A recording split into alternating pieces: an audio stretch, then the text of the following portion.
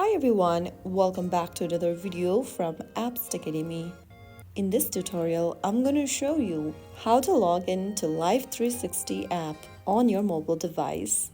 In order to log in and access your account for Life360, first of all, open up Life360 app on your device and then from the welcome screen, tap on sign in at the bottom. Now you can go ahead and enter your email or your phone number that is associated with your Life360 account.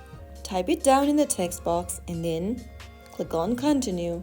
Wait for the verification code that has been sent to you via SMS or inbox or email inbox. Go ahead and open up the email or your SMS app and you'll receive an email from Life360 with a verification code. Go ahead and type in this verification code to your Life360 app and then you will be able to log into your account. And that is how you can easily log into Life360 application. The screen will load and you are in. Your circle map appears, showing everyone's location within the app.